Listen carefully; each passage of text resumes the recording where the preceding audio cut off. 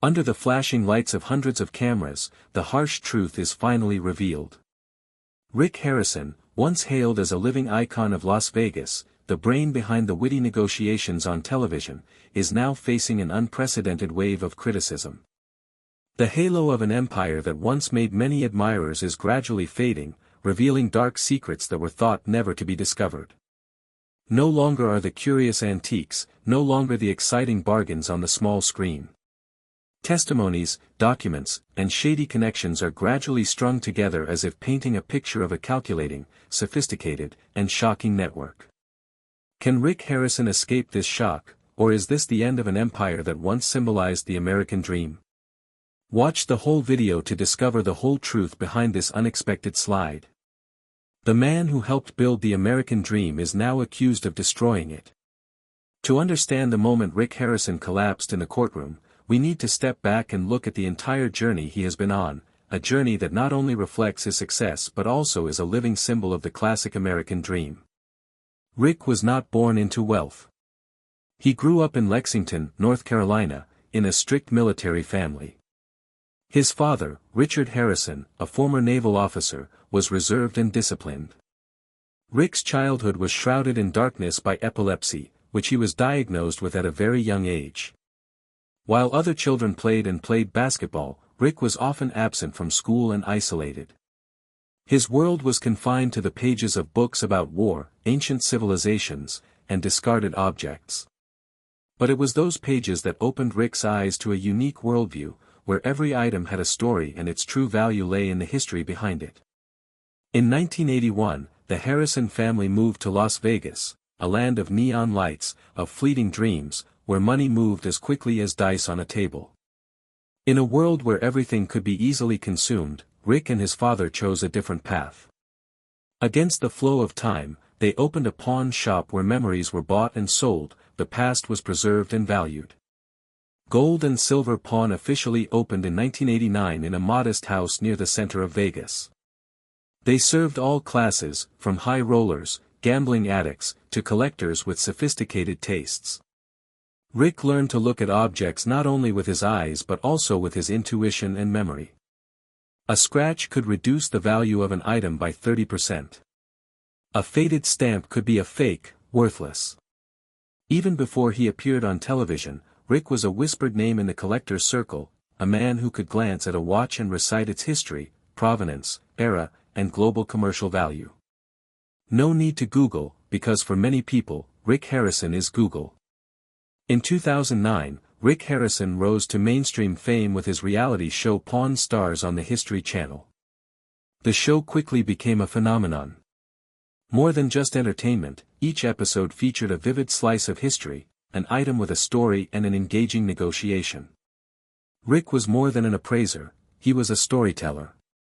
He infused emotion into each item, drawing viewers beyond its material value to its story. An antique gun was no longer a weapon, but a witness to war. An 1804 silver dollar became a symbol of early American finance. And Abraham Lincoln's signature was more than just ink, it was a message from the past echoing into the present. Pawn Stars is not an antique show but a history relived through the lens of a man who never graduated from college but who has taught a nation about seemingly worthless things. Rick once said, "I don't need a degree to know what a penny is worth. I just need the story behind it." Rick quickly became an icon. He embodied the American self-made man, starting from scratch, overcoming illness, building a family business, becoming a TV star, writing best-selling books, and appearing on popular talk shows. He was not a tech billionaire, but he represented millions of working Americans, people who pinched pennies, shouldered the responsibilities and dreams of the middle class. And so, when news broke that Rick had been convicted of involvement in an international smuggling ring, the shock was not just cultural but a seismic shock. A man once hailed as America's unofficial history teacher was now in the dock, facing charges of involvement in one of the most heinous crimes of the 21st century. Could Rick have known and still participated? Or was he simply a victim of his own blind faith in the provenance of the items he had traded? The fallout didn't begin with the verdict. It began insidiously before, when the first shady items appeared in the shop, when history rather than truth became a cover.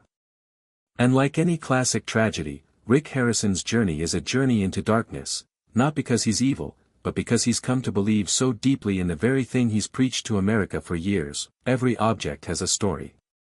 But if that story is twisted, can the teller still remain innocent? When history becomes a mask, relics are no longer evidence, they're fabrications.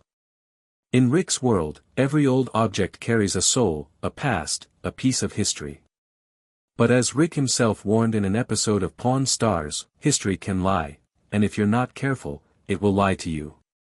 Little did he know that this very statement would later become a bitter prophecy for his life. Because like so many of life's long slides, trouble never comes all at once. It creeps in quietly, bit by bit, until there's no turning back. It started with a small stone statue from Greece whose provenance the seller was tight-lipped about. Then a hand-painted antique map that doesn't appear in any public archives. Then a jade-encased pocket watch said to have belonged to a post-war Eastern European official. Over time, Rick's trades became increasingly bizarre, as if they came from another world, incredibly valuable but with no reason to exist. What's puzzling is that every item comes with proper documentation. For a store like Gold and Silver Pawn Shop, where hundreds of items are inspected and traded every day, it's understandable that some dubious items come up. Rick and his team often work with experts, use cutting-edge technology, and cross-reference international databases. But as in any industry, when you put your trust in process and ignore your instincts, you create a fatal blind spot. An internal investigation report later submitted to court found that between 2017 and 2021, more than 142 artifacts, each worth more than $10,000, had been sold from Rick's shop that did not meet the provenance standards required by museums. Of those, 37 were on Interpol's watch list. But the alerts came too late or were out of sync with internal checks, a technological flaw that, combined with a near-absolute reliance on paperwork on the part of sellers, allowed illicit goods to slip into legitimate trade channels.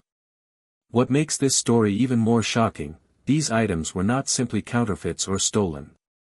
According to the federal indictment, some of them were used as underground currency in international human trafficking transactions. In other words, the statues, maps, and clocks were more than just collectibles, they were tools that were traded for goods or ransom. One example came in May 2019, when an Eastern European woman claiming to be a collector brought in a Byzantine necklace. Rick personally handled the transaction and approved the $26,000 price after reviewing the authenticity certificate from a private museum in Prague. But the investigation later revealed that the necklace was part of a stolen collection, one that was tied to the harrowing story of a victim who had been trafficked to the United States. The woman, Elena, became a key witness in the trial, recounting how she was treated like a commodity, traded for a historical artifact. It was even more chilling to learn that Rick had a feeling something was wrong. In a leaked internal interview, he confessed, "Sometimes I have a gut feeling that something is wrong, not fake, but wrong. But the paperwork is good, the value is high, and we are not the FBI." It was this choice to trust the system over intuition that set Rick on a path of him publicly, and he is not on the official employee list. However, in the internal system his name is saved as a VIP reference. A deeper investigation revealed that Marek was a young Czech citizen who had worked as an antiquities expert for a private gallery in Vienna, who had disappeared from the art world in 2015 after a $1.2 million art forgery scandal. Since then, no one knew where Viktor Marek had gone, until recently. High-end antiquities transactions continued from Istanbul to London, from Prague to Las Vegas, all marked by a slanted M with 3 lines across it, a mysterious signature that appeared to be the symbol of a hidden network. Some sources claimed that the FBI suspected Marek was the man in the shadows, the man behind the creation of the perfect cover for the sale of human trafficking. Rick, investigators say, may have met Marek early on and may not have even known his true identity. To Rick, Marek was just a shrewd broker who always brought in great deals and had extensive connections in the industry. Rick was driven by instinct, an investigator noted in an internal report, and Marek had perfect paperwork. That's why Rick trusted him and why he was drawn in. This is not simply the story of a businessman taking risks for profit. It's the tragedy of a man manipulated by his own confidence in his intuition and expertise. The clearest evidence is a series of emails exchanged between Rick and Merrick under the alias Mock via the encrypted Proton mail service. In them, Rick expresses his suspicions. "I don't feel good about the Mesopotamian mask. It looks like the one that was stolen from the museum last year." Merrick reassures him, verified it comes from a private collection in Georgia. "It's completely legitimate. Don't worry too much." This suggests that Rick may have had his doubts but decided to proceed anyway, perhaps out of trust in Merrick's assurances or pressure to maintain his own reputation. After all, Rick couldn't keep turning down artifacts that would become the focus of future episodes of the show. Rick's situation was becoming increasingly difficult, not just legally but morally. A baker doesn't need to know where his wheat came from, but an antiquities dealer couldn't say the same when faced with transactions worth hundreds of thousands of dollars. The academic community began to debate, was Rick a victim or an unwitting accomplice? When you claim to know the provenance of every item you sell, a UCLA art history professor told The Atlantic, you can't escape responsibility when one of those items turns out to be a clue to a crime against humanity. What particularly puzzled investigators was Rick's silence. Maybe he had doubts, maybe he had concerns, but he never reported anything. And that silence turned him from a potential witness to a prime suspect. Was Rick trying to protect his brand? Was he afraid that if he admitted he couldn't tell what was legal and what was illegal, he would lose the edge that made him famous? Or was there something deeper, something Rick knew but chose not to reveal? In this fog of suspicion, only one thing was certain: the game had begun, and Rick Harrison was in the middle of it. A surprising clue emerged. Security camera footage from the store showed Merrick entering with an unidentified veiled woman, who was later identified as a victim of human trafficking from Bulgaria. They had no items with them, no transactions were made. There was only a 7-minute conversation in Rick's private office. The camera recorded no audio, just gestures and body language, inconclusively, but enough to raise suspicions that Rick might know more than he was admitting. If true, Rick's image would be shattered. The public would no longer be able to believe in his absolute innocence. And those who once idolized him would now be divided into two camps, defense or condemnation. And Rick? He remained silent, no interviews, no social media posts, quietly preparing for a legal battle. Because he knew this was more than a lawsuit. It was a battle for his reputation, his career, his legacy. The press had never gathered in Las Vegas federal court. From local news stations to CNN, from the New York Times to June, they were all there. Rick Harrison, who had once brought knowledge and laughter to millions on television, now sat silently in the dock. His pale gray suit did not hide his fatigue. His once witty eyes were lifeless. The cameras were no longer focused on him as a star, but as a fallen symbol. U.S. Attorney Sandra Rivas wasted no time. In her opening statement, she made it clear, Rick Harrison was not just a negligent businessman, he was a link in the chain of legalization of human trafficking-related goods. And that was not by accident, but by design. She presented a summary of 73 suspicious transactions over 5 years totaling more than $3.8 million, of which at least 16 items were directly linked to illegal human trafficking operations across Europe and Latin America. The courtroom grew tense as images of the victims, women and children, flipped across the screen. Some would testify. Others were missing. Rick bowed his head, avoiding the screen. Some in the room began to cry. The items that had appeared on Pawn Stars, once celebrated as entertaining, were now painful reminders of human tragedy.